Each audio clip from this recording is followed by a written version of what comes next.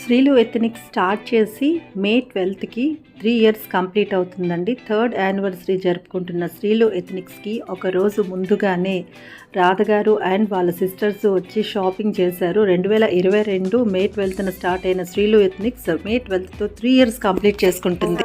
Thank you రాధగారు. ఎలా ఉన్నాయండి కలెక్షన్? చాలా బాగున్నాయండి.